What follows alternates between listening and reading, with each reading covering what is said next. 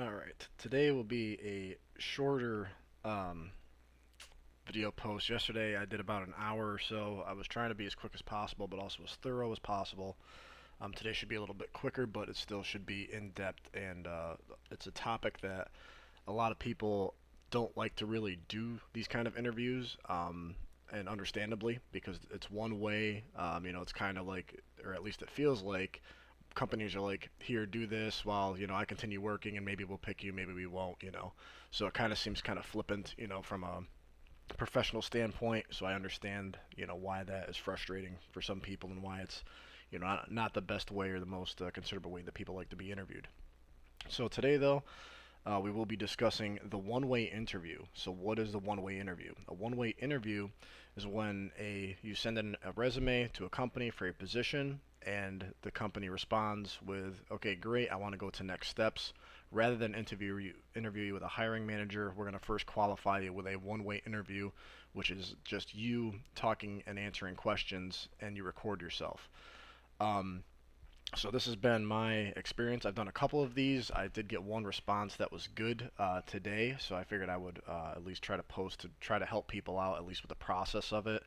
Like I said, no guarantees you'll get the interview. Obviously can't guarantee any of the results, but I know, like I said, the one that worked for me happened this way, so I'm going to go through that. So basically, the best way to do a one-way interview is, obviously, these are the questions. So I created a template. These are the actual questions that I was asked during the interview. So there was 4 questions, as shown here, and you can't see my answers because they were a video.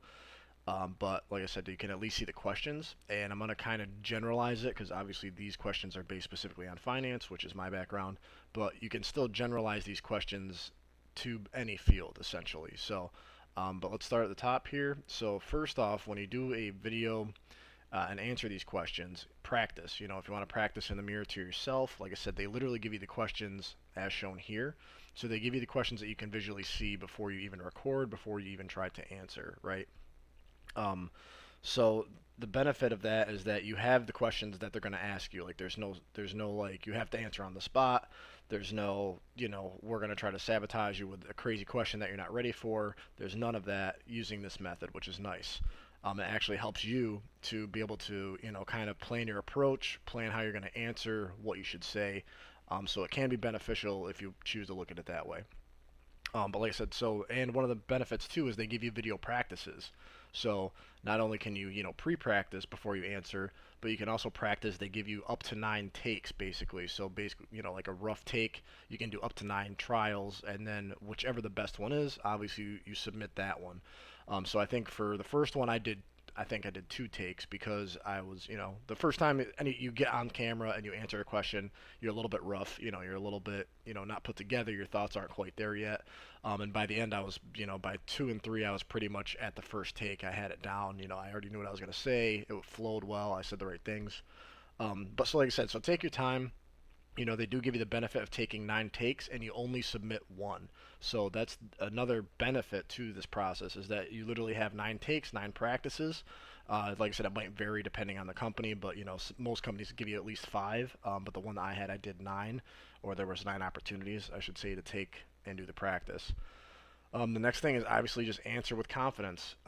You know what you know, and if you're scared to answer the question, like do a little bit of research. Like, how do I verbiage this the right way? Like, what do I say? Like, how do I respond to this question, and make it sound professional? But like I said, just go out there with confidence. Like I said, here's how I take it. Like I said, you don't have to do it how I say, but how I look at these jobs is I don't have the job anyway, right? Like right now, I don't have the job. Some people be like, pretend you have the job. I go the opposite direction. Like I said, do what works for you. If you have to go in there with, oh, I already have this, do that. I go the opposite, is like, I don't have this job. I don't really care anyway, because I'm gonna do my best. If they choose me, that's great. I hope they do. But if not, I'm just going to go through it, how I would normally be talking to people, how I would normally be responding, because that's how I function best. That's how I respond best, is when I'm just being myself, and I'm not trying to put on this show or be like super like, hey guys, or do, like trying to do this like high, energy type of response. I just answer how I answer. These are the questions I was asked. This is my response to those questions. But like I said, do what works for you. Like I said, if you're like very, happy, energetic, use that to your advantage, just be who you are.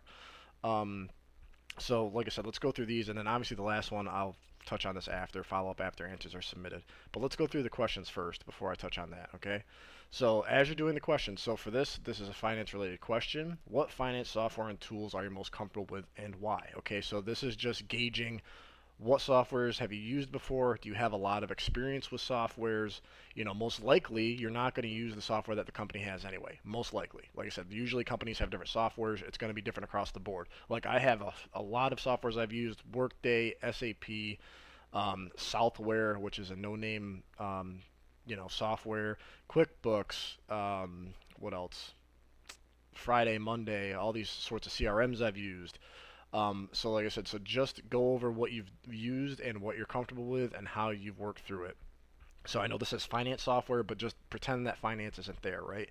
This could work for any job opportunity. They're going to ask what software or tools have you used? You know, have you used Excel? Have you used Word? Have you used Office? Do you know how to go through, QuickBooks, Outlook, all those types of things? Just basically try to answer that the best you can and just tell them the tools that you've used and why. Okay, so that's take number one. Number two would be how do you approach analyzing data and drawing conclusions? So like I said, obviously data analyzation is basically a finance term, but like I said, that could apply to any category though. How do you approach data or conclusions or answering problems, or how do you work through tough scenarios? How do you gather information? So it could be worded like that if it's a different field. Like I said, obviously it's worded how it is because this is a finance specific background. But like I said, it could basically be any other job category. How do you approach data? How do you approach research? How do you approach whatever? And how do you draw conclusions and make decisions? Right? So that's question number two. Question number three, how do you explain complex financial concepts to non-financial stakeholders? So this is kind of a finance specific, obviously, background as well, but this is still focusing on communication. Like how do you engage others is basically what it's acting. How do you engage high level people, the people that are at the top, or presidents, CEOs, vice presidents, whatever you want to put there, right? How do you engage with these people? So roughly my answer was, I engage with these people because, they're non-financial people, right? They're CEOs, they're presidents, they're whatever. They most likely aren't as in-depth in the finances as I am. So I try to generalize the answers using verbiage or, some sort of communication that they can understand, right? Because finance verbiage is different than how they're going to understand, what does this mean when you express something? Say you're expressing like a number and it's attached to a line item, for example, for finance.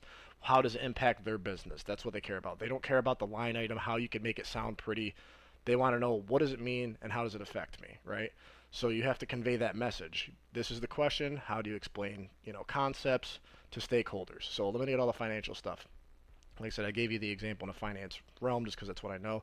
But just how do you explain concepts to stakeholders, right? So you can read it like that. How do you explain these, this high level information to people that might not know your background, might not relate to your background, and how are you going to convey that message appropriately and get across what you're trying to say? So that's what this question is asking, right? So like I said, make sure that you're understanding the question first off, and then you're also trying to convey that message to the interviewee because they are going to review your video. So you have to express what you're trying to say in the video and make it transparent so they understand, okay? Like I said, hopefully you understood that. I know it was a little verbagey and a little, more in depth, but hopefully you can understand what I'm trying to get at with that. Like I said, hopefully I did a good job of conveying that message to you as to what I was trying to accomplish. Lastly, tell us something you like people to know about you that is not in your resume. So this to me is a softball. This is a nonsense question, doesn't mean anything, not related to the job really, right? They're just basically, and this I'm going to touch on this also in the next section when I talk about when an interview asks you a question and when you ask interviewers questions. So this specifically, there's 3 job-related specific questions here. That's what I get out of this. Finance, how do you analyze data, draw conclusions, make decisions, and then how do you explain, right? So those are 3 job-specific questions. And then this one is not at all related to anything. It's just tell us something about you. What do you like? It's not in your resume. Like, what is your achievements? What are you most proud of? Blah, blah, blah, right? It's nonsense. It's filler. It's a filler question. So in this case, just explain, say you've done like some volunteer work or something that you're really proud of, or you've coached a kid's baseball team or softball or whatever. This is a good opportunity in this last question to go out on a high that's not invasive. It's just a softball. This is what I do. This is what I enjoy. This is who I am, right? So this is a good opportunity to pitch yourself to the company as to this is what I do outside of work. This is what I value.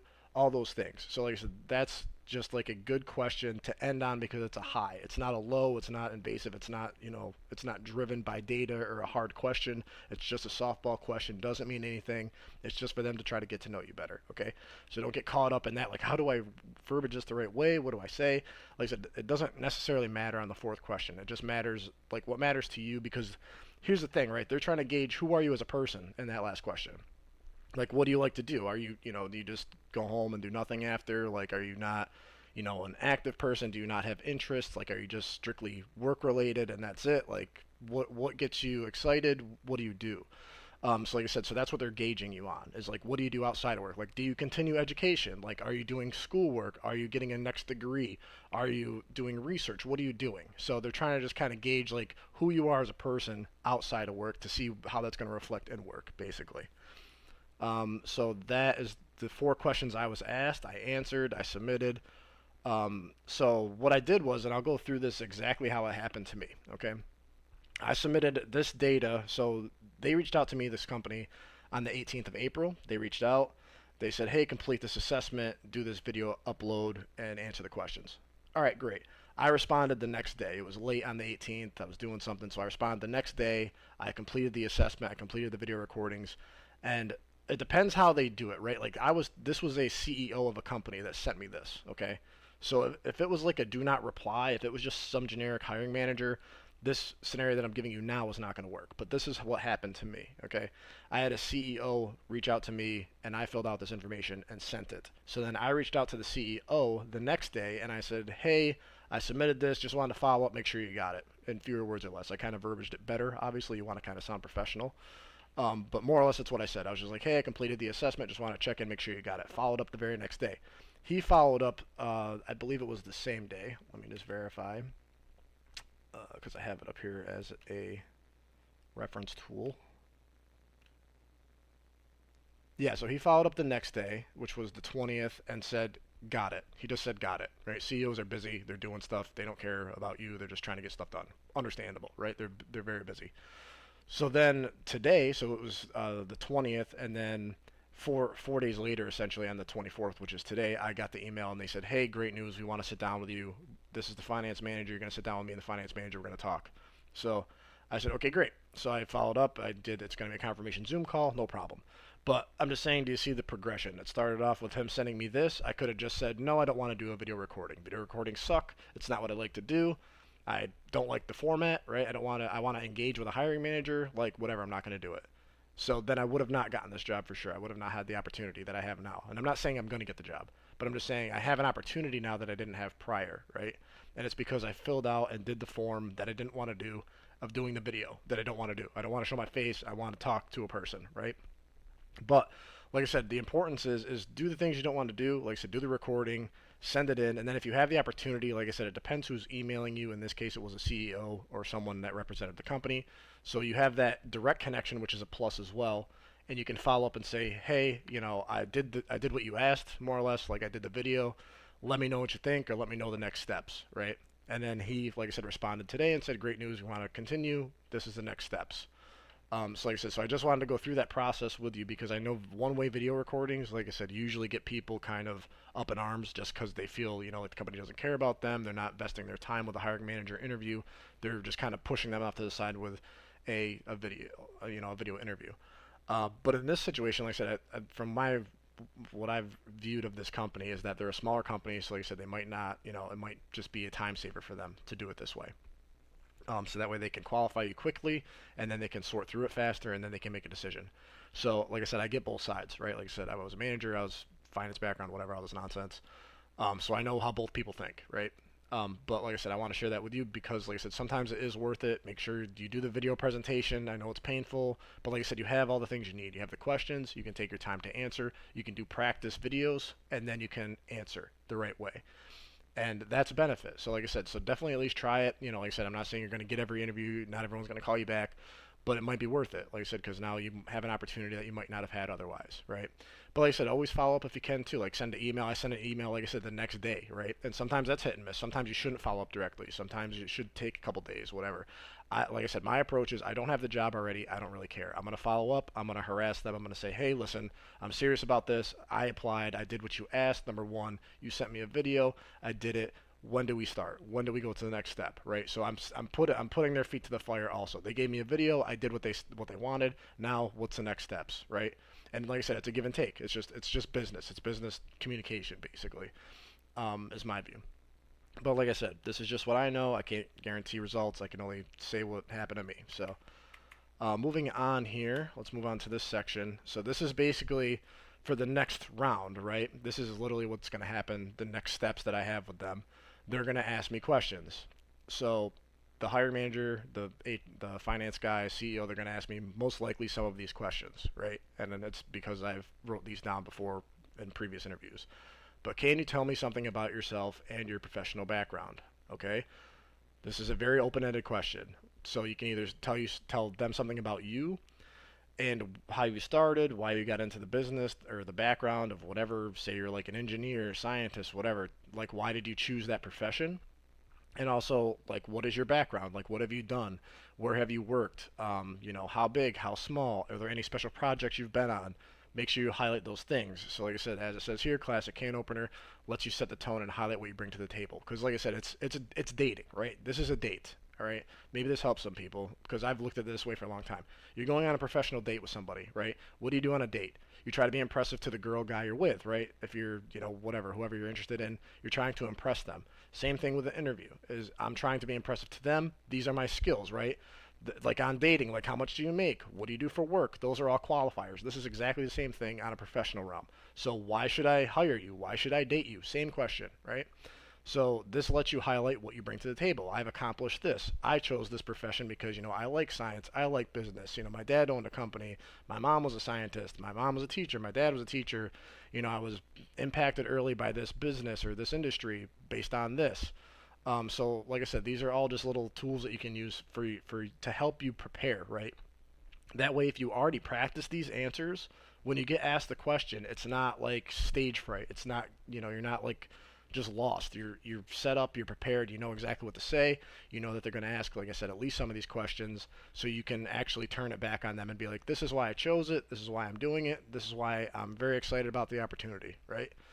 So number two, what's a challenge you faced at work? So this is overcoming an obstacle, right? So it's more than words. These are just words, but it's not the words that they're asking. They're asking you, what's a challenge you faced at work? How did you overcome it? So what is a challenge? Like, what is an obstacle you faced? What is something you've made better? What is something that was bad or something that was worse and you've changed it and you've made it better, more efficient, made more money, helped the business, made people's lives easier process-wise? What was the problem and how did you fix it? That's what this question is, right?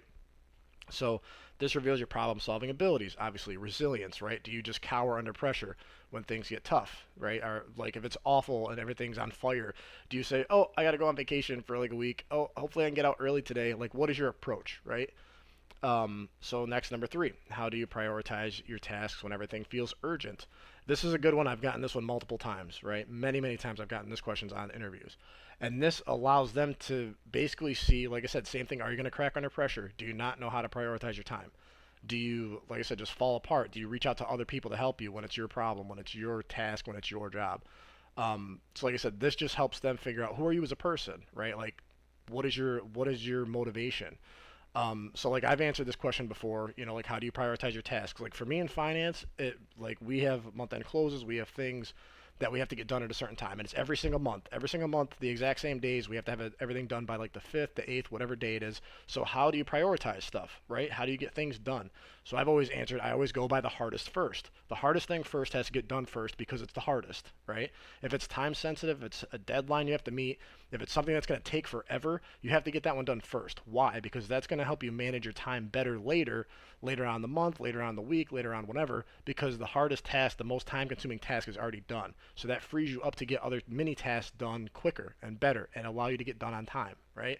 So that's why, like I said, I've answered that way before, but like I said, this is a good question and you will get asked this. So make sure you know how to say like, oh, I prioritize my time based on whatever. based on if it's the hardest task or if it's the thing that we're working through right now. Maybe I have to kind of build a program first, and then we can kind of go into the other tasks. Like whatever it is, you got to kind of, verbiage it however it makes sense for the industry that you're in. But like I said, that is a good question, and I've got it multiple times. Number four, tell me a time about, right? So this is another one that you hear all the time. Tell me about a time when you worked or when you did this or when you did that. So when you worked on a team. So this is team building, right? How do you work with other people? Do you work with them well? Are you a narcissist? Are you out of your mind? Are you a good person? Are you kind? Are you training oriented? Do you like to help people get through their tasks? Who are you as a team player?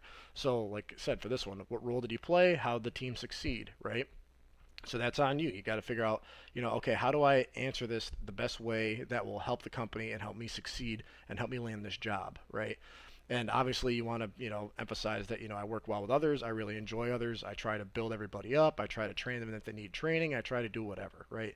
So you have to kind of build it a certain way, and you have to make yourself as a team player. That's what they want to know. Are you a team player or not? And you should be, because you're working with other people. So that one's, like I said, kind of a softball, but also it's redundant. Number five, what motivates you in your job workplace? This is another good question I've gotten multiple times. Helps the interviewer understand your drives, whether you thrive in their environment. So, and there's multiple different workplace environments, right? So, like I said, this goes back to, is it a corporation?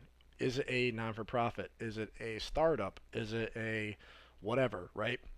That goes back to researching the company. Who are they? What are their motives? That's what I would figure out first, because that would help you answer this the best way for them too. Is, if they're a non-for-profit, they're not going to care about profit per se. They're going to care about getting grant money in so they can fulfill their programs, their services they offer to people, right? If it's a corporation, they only care about money. In theory. I'm not saying anything bad about either one. I'm just saying this is basically the generalization of both parties, right? So corporations care about money. That motivates them. Like, how do we make more? How do we run more efficient? How do we run cheaper, leaner, faster, stronger? All that stuff.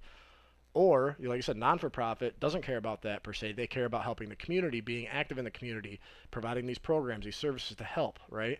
So you have to critique your answers per party too. Whoever's interviewing you, who are they and what do they like? What motivates them? And then that should motivate you, because then you can answer the question for them to see if you're a good fit. So like I said, you have to do both sides of the coin, right? It's not just about, like you and, how you thrive every day. Like, it doesn't matter. Like, you have to understand the question behind who's asking the question. And like I said, so you can answer, oh, I enjoy, my motivations are my kids. Like, I really enjoy being with them, or, I'm really driven professionally. I've had these certain achievements that I'm more goal to goal setting. So I'm really motivated by achieving goals and moving on to the next task and proving to myself that I'm the best or that I can make things run better or whatever it is. Um, Next, why are you interested in this position, right? What are you hoping to gain from it? That's a good question too, very open-ended. Test your understanding of the role and long-term alignment with it. So why are you interested in the position? Like, well, is it just because, it's a challenge? Is it the next position up? So you're trying to gain that experience, you're trying to be challenged by the next task. Um, or you're just interested in the company. Say the company is very, whatever. They do like non-for-profit work. They're very active in the community. You've seen their signs. You've seen their billboards. You want to get involved because you like what they do. Like, what is it that got you to apply? Obviously, most people need jobs, right? So you have to kind of work an angle or finesse it to where, it makes sense for them to look at you as a person, whether it's your skill set, whether it's what you believe, right? Your beliefs in the company or their company motto, their mission statement, whatever it is, like I said, that makes you stand out to them. And obviously, what are you hoping to gain from it? Is it, like I said, your next skill set, the next position above you? Like I said, that's going to get your skills to the next level. Are you just looking to basically give back to the community? Are you looking, there's different things that, that people would be interested in a position for. Obviously, money is a motivator for everybody, so that's a given. You don't have to say it, like they get it. So that's an interview question from the hiring manager to you, right? So now we're going to flip the coin. We're going to go the other way. So now at the end of the conversation, as you can tell, like there's a lot of buildup. There's a lot of stress. These are stressful questions and answers right here for you and them, right? It's very like this is what it is. This is why I do it. So by the end, kind of the air's out of the room, right?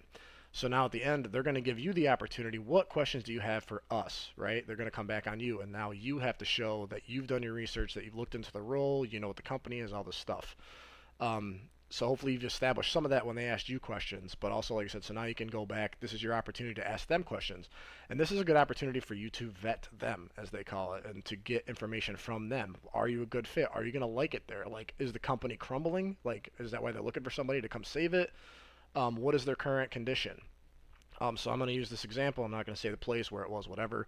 But so I had a job as a higher up in a company that was in a manufacturing field, and they, by the time I got there, were crumbling specifically, like monetarily, banking, like they were using, they were basically taking customer payments for certain things and utilizing it for their expenses, salaries, admin, whatever. So the company was crumbling.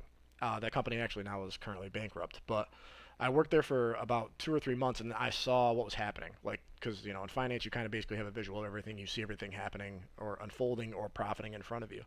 But like I said, so that's good to know in the interview. Like when you're interviewing somebody, how's your long term look? Like what are you guys improving on? Or like I said, is it on fire? And you can usually tell. Like there's little tells there. You kind of have to read the room. You have to read through the verbiage of safe words with people, and just kind of, if they're like, oh, it was a bit of a rough year, okay, to what extent, right? Like, that's just a very generic statement, doesn't mean anything. But to what extent? Like, did you lose millions? Did you lose $1? Did you lose $10 million, right? That's where it gets, that's the real information you need. And obviously, you can't ask those questions up front sometimes, but like I said, just knowing that information and knowing how to finesse those details to help you with your decision making is important. I'm not saying ask a company like are they profitable or not, but like I said, I'm just saying like when they give you verbiage or when you ask questions, make them answer you and also read through what they say. That's what I'm saying. All right. So like example, like how does this role contribute to the organization's short-term, long-term goals? That'll help. Like did the person before you, is it a new position, right? So I've been interviewed at places where they're growing. So we have a new position opening. No one's ever been in it before. So if they say that, okay, great, that's fantastic. That means the company's going in a good direction, right? Number one. Number two, that means that you can also gain new skills and build a whole process and a whole system yourself because there's no one else to do it before you. So there's no bad systems in place prior. There's nothing bad that's going to happen. You can build it all yourself, and hopefully it's good, right? It might suck. Hopefully it's good. Hopefully you know what you're doing. But like I said, so this is a good example of that. Like, how does it contribute to long-term goals? Is that we're building this role? It's going to be something that it's going to be overseen by whoever, and you're going to basically build it yourself. So, like I said, this could be a big cost center for our department, for our area, for our organization, and it can make us more money, more efficient, more whatever, right? Okay, great. Make that note. Like, write notes. I'm telling you, people don't make notes enough when they ask these questions. They just do it out of like process, I guess. But make notes. Like when I do notes, I always put it on a notepad. I put who I'm interviewing with, what's their name, what's their position, who the HR person is, who the if it's like a VP or whatever, what their name is, what their title is, and then I address them by their name. Hey, Mark, this is for you. This is your department. I'm going to be working under you, right? They're like, yes, no. Yes, I am. Okay, great. Let me ask you this, since we're going to be working together every day specifically. How does this role contribute to the organization's short-term, long-term goals? And then let him speak, right? Then he's going to hit you with that information.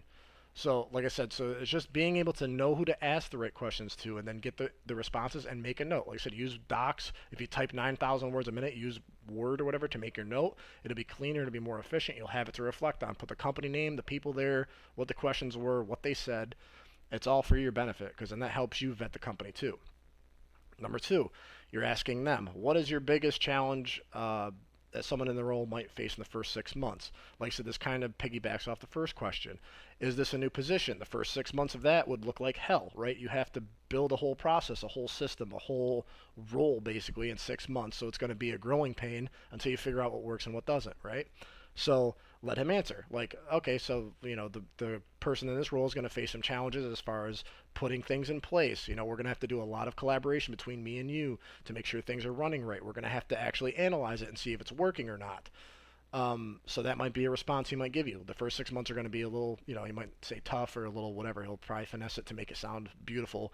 But like I said, just kind of use that verbiage. Like, this is what I'll be doing in 6 months. They have this plan, this plan, this plan. This is my role. This is what I plan on doing. And then you can build your system before you're even hired there, right? You can kind of build something, a rough draft of something to utilize when you get there. That way you're not out in the cold the first day. You already have kind of an idea what you're doing.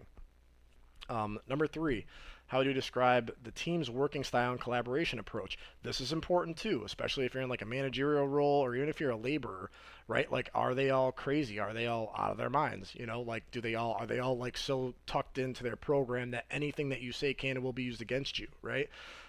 So you have to figure out, you have to gauge their, like I said, I call it a heat check. You have to gauge the company. Like, are they open to collaboration? Are they open to different ideas? Or is it something that's been etched in stone for 50 years of the company's life and you cannot change it? God willing, my dad put this into place. We cannot do anything different. So, like I said, so you have to, like I said, you have to read through those lines and see how they're going to respond and be like, what I would even say this, so this is something you can ask them. How would you describe to the team's working style and collaboration approach? They're going to answer. And I would say again with a follow-up question, what collaborations have you done recently? What have you done recently? Collaboratively that worked. And make them answer you, right? Because that's going to give you a real heat check as to are they really collaborative in their approach or are they not? And are they just giving you words, right? So like I said, these are all for your benefit. All the things that you can ask them is for your benefit to gauge the company before you get there and realize it's on fire. It's going to burn down. Every manager is a narcissist, crazy person. Like I said, this is a good gauge, right? So, like I said, people look at this as like, oh, I don't, you've answered all my questions. I appreciate it. Have a great day, Tim. Let me know. That's, to me, like, that's a useless scenario. Just make sure you're asking questions, right? It's all for your benefit. Um, like I said, this is kind of a softball. What does success look like in this role and how is it measured, right? Okay, so success looks like this, like complete these tasks by this time and then you are successful, right? And how is it measured? Do you guys do, I would ask this question too, because some people don't even do this. Are you guys doing yearly evals every 6 months? When will I be evaluated on my, performance for this job? I've gotten yearly reviews before. I've had companies not do reviews before. So like I said, just understand, kind of finesse it to be like, are they doing reviews or not? Like I said, this is all things that you can use. What does success look like? How do I know if I'm being successful? How do you measure it? Is it yearly? Whatever. So that's the next question. Number 5, can you tell me about a recent initiative or project the team is proud of? So that kind of goes back to when it says the collaboration approach. When I said was, can you tell me a most recent initiative? So I was about 2 ahead, whatever. But like I said, so that's a good question to lead in with. Can you tell me a time most recently that you guys did a team project and what was the outcome? Did it succeed? Did it fail? What was the project? How do you know it succeeded or failed? Right? And then, like I said, make the note. It encourages the interviewer to share positive stories, giving feedback of the team's priorities and morale. You know, Nextly is, I believe strong teams are built on connection. What are some interests or passions you enjoy outside of work? So that is usually my end all be all, right? Because like I said, so same thing as up here. It's basically the same structure. You go through 3 hard questions, right, about job specific, and then you end on something high, right? Like a high note, something lightweight, something everyone can kind of breathe out on. It's like the, oh, thank God that's over. Now we can relax and now we can just talk shit for a minute or whatever and catch up and we can all work together and just have a good time and end this on the high note. So like I said, the last question here was tell me something that, something you like, why I cannot read, I apologize. Tell us something you like people to know about you that is not on your resume, right? So that's a softball. Just like the last question I always end with, especially if I'm the one asking the question, is a high note. It's very non-invasive. It's very just, I believe in strong teams and connections. What are some interests or passions you enjoy outside of work? Because now, like I said, you've answered all the hard questions. You've given them the opportunity to answer. Now let's end on the high. Who are you? What do you like to do outside of work, right? What hobbies do you enjoy? And actually, I've had some really good feedback from these. I've had interviews with a person. When I asked this question, she specifically said, "Oh, I have family in Miami. Like I go to visit. I really like it down there. Sunshine, beaches, whatever, right?" So I said, "Oh, okay, great. You go to Miami and you visit family. That's fantastic." And I have been there myself, so I was like, "Have you ever been to Art Basel in Miami? Do you like art?" And she's like, "Yeah, I really enjoy art, culture, whatever." And I was like, okay, great. You should check out Art Basel. I was like, it's $75. I went in 2022. It's a 1-day event. It's a fantastic show, blah, blah, blah, right? But you're ending on the high. You're hitting the dopamine hit one last time. You're saying, oh, great, we connect once more about this, right? We have the same hobbies, interests, things like that. So now you're building that rapport up to where she would be like, oh, remember that one guy that said I should go to Miami? What happened to him? Like, did we hire him? Whatever. So you're building that connection early. Because, like I said, you're going to be meeting these people and you're going to be working with them every day. So how I look at it is it's not a me against them type of deal. I'm getting to know them too, because if I have to see them every day, I want to know, who are they? Like, what do they like to do? Are they into going coaching their kids' baseball team? Or like I said, they complete psychopaths that only care about themselves and they're awful to work with. Who are they, right? So you kind of have to gauge that and try to build that early, because you're gonna have to see them again, hopefully, right? That's the whole point, is you're hopefully gonna get hired. So try to build that early. Try to connect early. Like, you like this, I like this. Oh wow, that's great. We have the same thing in common. Like I said, it's just like dating. It's the same thing. It's a this and that, right? Um, so like I said, so hopefully that helped. Yeah, and then this is just a nonsense. Ends a conversation on a warm personal note while showing you value work life and team rapport, right? So there you go. So like I said, so I just wanted to go over these. I know it was a little bit wordy. It was probably a lot to take in, so I apologize if it came off as preachy. I wasn't trying to be preachy. I was just trying to basically give you scenarios to work through. And like I said, I think that these questions are questions I've had physically, when they ask me, as well as I've asked these questions to them. And like I said, it's just a good gauge, it's a good heat check as to what you can expect going into this company, instead of going in cold turkey and not really knowing what they're doing, don't really know what the processes are, don't really know how the leaders act or how they want things, or like there's ways to kind of at least hopefully set yourself up for success, right? And hopefully it's not just like a big punch in the face when you get there. Hopefully it's, that's what this exchange is supposed to be. It's just supposed to be kind of a feeling out process for you and them, and hopefully setting yourself up in the right direction. All right.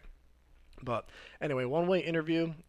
That's it for me. I hope you guys. I hope this is helping someone. That's kind of why I'm doing it. I don't really care about follows, likes, money, whatever. I'm just trying to, because it's been my experience. Like, I've been going through this myself, so I'm just hoping that, even if you can take one good thing I said or one good bullet point that I put in here away to help you land your next job, that's my goal. So hopefully that'll work for you. Hopefully there's something here that will help. And in the meantime, I appreciate everybody checking me out. Once again, enjoy your night. Have a wonderful evening. I will talk to you guys later.